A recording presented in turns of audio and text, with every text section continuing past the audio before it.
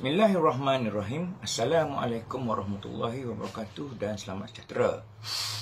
Jadi hari ini bagi meneruskan rancangan rawatan kita untuk modul matrik daripada modul matrik sesi yang ke-12, iaitu yang bertajuk menjaga diri sendiri dan juga pencetus emosi. Kita tengok tajuk yang pertama, menjaga diri sendiri. Seseorang yang bergantung pada dadah selalunya tidak menjaga diri mereka. Mereka tidak mempunyai masa atau tenaga untuk memberi perhatian untuk menghiaskan diri. Memang ramai penaga kita tak cara apa diri kita. Pakaian ni pakai mana ada ya. Pakai mana ada, seluar ni pakai ni pemakai mana ada. Makai untuk sekadar makai lah, bukan untuk kenyal lah. Okay. Kesihatan dan penampilan menjadi kurang penting berbanding dengan ketagihan mereka. Itu betul lah. Mana apa bila zaman penagihan, yang penting sekali celak mata pagi, cari barang. Kalau tak cari barang pun, cari duit untuk buat beli barang. Okay. Kalau ada barang dah, on lalu. Okay. Untuk meyakini sesuatu, bermaksud memberi nilai kepada perkara tersebut dan mengakui kepentingannya. Jadi, untuk meyakini untuk kita nak buat sesuatu yang betul-betul kita yakin, kita kena bagi nilai lah. Bila kita pulih, kita kena bagilah nilai kepulihan kita tu. Jangan duk tak apa bertimetam, isap pula bertimetam, isap pula tak boleh. Kita kena bernilai, mana sekurang-kurangnya pemulihan kita tu bernilai. Bahawasanya kita nak kepada kepulihan ni payah. Itu maksudnya memberi nilai. Okey, seseorang yang dalam pemulihan perlu mengenal pasti nilai-nilai mereka. Dalam pemulihan, kesihatan dan penampilan anda menjadi semakin penting kerana anda semakin memberi perhatian kepada diri sendiri. Jadi, kesihatan dengan penampilan diri, dengan pakaian kita, kesihatan kita, kalau ada gigi gongok lagi, bubur gigi. Bila kita berhenti, kita makan, kita pemakanan yang stabil atau berseimbang, tubuh kita pun ada berisi sikit. Okey, itu. Menjaga diri ialah titik permulaan untuk kembali menyukai dan merahmati diri kita sendiri. Menumpukan perhatian kepada perkara-perkara tersebut akan menguatkan imej anda sebagai seorang yang sihat dan semakin pulih, dan juga menjauhkan diri daripada perkara-perkara yang mudarat seperti tingkah laku kompulsif, perkara mudarat, kita mengambil gantian lain walaupun kita tak ambil dadah yang utama, kita ambil sebagai gantian. Itu perkara-perkara yang mudarat tu, walaupun kita ambil dengan kadar sekali-sekala. Sudahkah anda berjumpa doktor untuk pemeriksaan? Okay. Bila kita berhenti, kita nak hias diri kita, nak jaga diri kita, jumpalah doktor, cek ada hepatitis C ke, ada HIV ke, ada sakit darah tinggi ke, macam mana ke, kita tak tahu. Kadang-kadang kita ada penyakit, tapi bila kita dalam ketagihan kita, penyakit tu dia tak timbul sangat. Bila kali terakhir anda berjumpa dengan doktor gigi? Jumpa dengan doktor gigi, sebab bila kita mengambil metapetamin ataupun syabu, ataupun pikuda ataupun syabu, kita akan mengalami satu gejala gigi kita depan ni rongok. Jadi bila gigi kita tak ada, bila senyum, orang yang mula-mula sekali kita tengok, orang akan tengok kita. Bila kita tengok kita tengok orang tengok kita senyum, nampak lagi gigi kita tak ada, kosong, ropong depan tu. Okay. Pernahkah anda terfikir untuk mendapatkan gaya baru? Gaya dulu kita selalu pakai jeans, pakai baju bandar ke. Sekarang kita tukar pakai baju t-shirt berkollar, pakai seluar selek, berkasut, kemas sikit. Rambut kita sisir rapi dengan rambut pendek. Okay. Adakah anda prihatin terhadap apa yang anda makan? Gapo kita makan? Makanan hendaklah makanan yang seimbang. Pagi, tengah hari dan petang. Okay. Adakah anda masih memakai pakaian yang sama sewaktu menagih dahulu? Pakai lagi ke tak pakaian dulu? Tidak dah. Ataupun adakah anda perlu ujian penglihatan dan pendengaran? Okay. Sebab pada kita berhenti menagih, kita pun perlu berjumpa doktor untuk buat ujian. Mungkin telinga kita ataupun mata kita kurang nampak dah. Perlu pakai spek, kita pakai spek lah. Okay. Adakah anda bersenang secara kerap?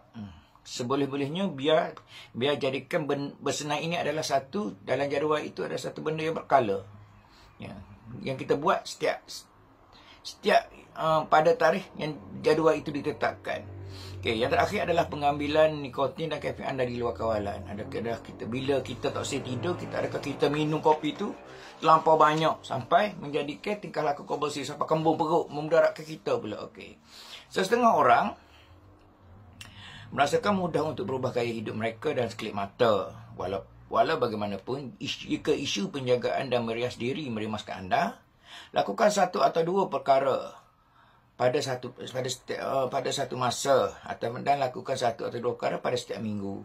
Tentukan yang mana penting dan lakukan ia terlebih dahulu. Semakin baik penampilan anda, semakin baik selesa perasaan anda akan meningkatkan kekuatan dan menikmati proses pemulihan. Itu barulah proses pemulihan kita bernilai.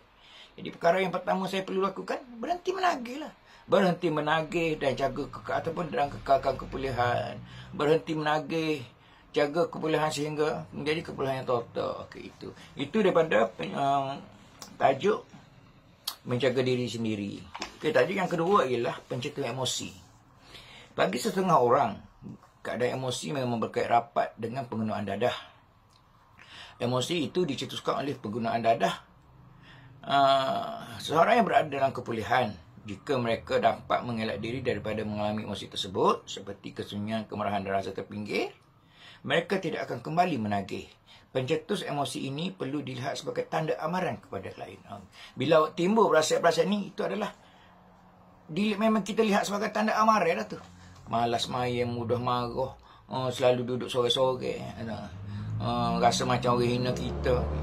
Antara pencetus emosi yang kita akan bincangkan di sini ialah satu, kesunyian. Kesunyian, kemarahan dan rasa terpinggir. Itu antara yang kita bincangkan ini. Kesunyian ia merupakan sebahagian dari gaya hidup penagih. Terpisah dari kawan-kawan dan keluarga akan menimbulkan perasaan kesunyian. Selalunya kawan dan ahli keluarga yang tidak terlibat dengan penagihan belum bersedia untuk membina kembali hubungan. Jadi bila rasa kesunyian ni, bila kita berhenti menagih, masa tu kesunyian tu bermula. Sebab keluarga kita tak berani lagi nak sign, nak buat baik ke apa dengan kita.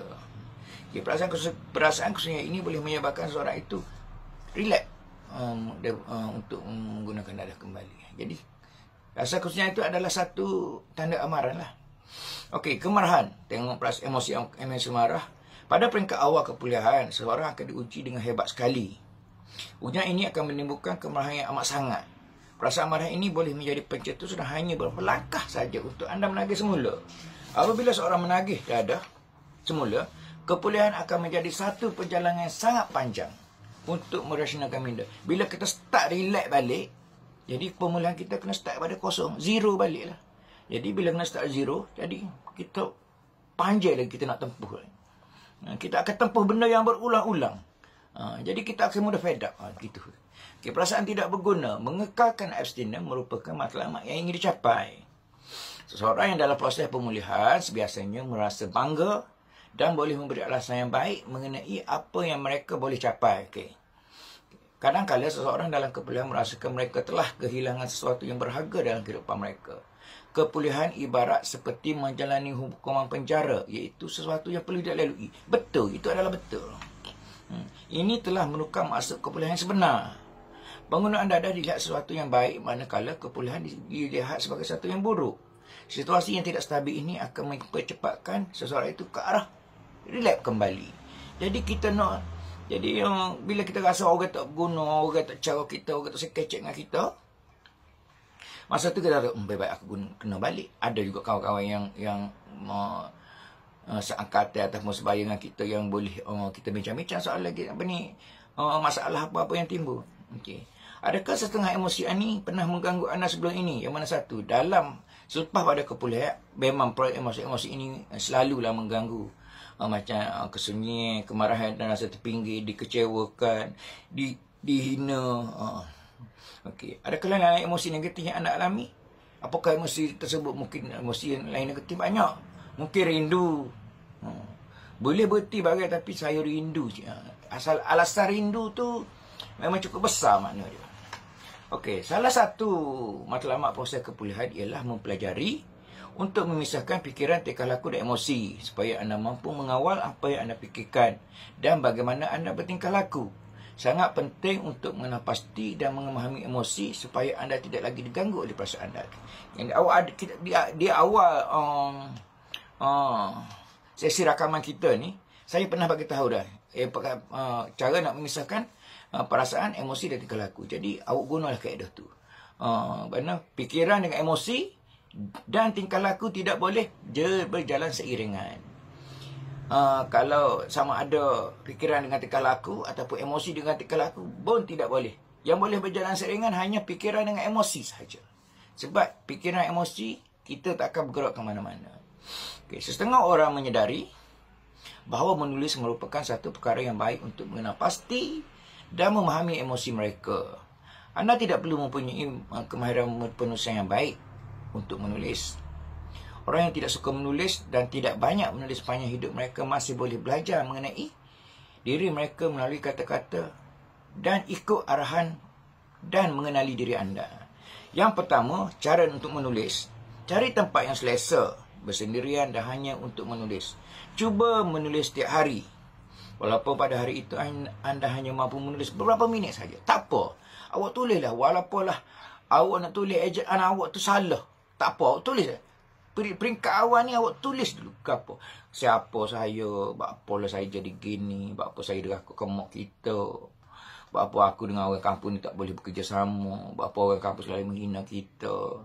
Tanya, kenapa aku dari segi, kenapa semaya aku tak cukup, apa aku jadi malas semaya. Tanya. Kita tanya pada diri kita. Mulakan dengan menarik nafas dan meregakkan diri anda.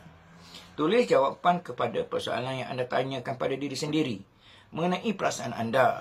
Sebagai contoh, apa yang saya rasa sekarang? Kenapa saya marah? Kenapa saya bersedih? Itu antara soalan-soalan yang boleh ditanyalah. Lupakan ejaan dan ketepatan. Biarkan kata-kata mengalir keluar melalui diri anda. Biarlah kata-kata itu mengalir melalui pena anda ataupun pen anda. Menulis tentang emosi membolehkan anda memahami mengenainya. Ia boleh membantu anda mengelakkan stres emosi yang biasanya akan membawa kepada rileks. Ialah itu. Sebenarnya menulis ini salah satu cara untuk menghilangkan kesunyian. Boleh. Itu sahaja hari ini daripada saya yang bertajuk sesi yang ke-12. Tajuk menjaga diri sendiri dan juga pencipta emosi. Sekian, terima kasih.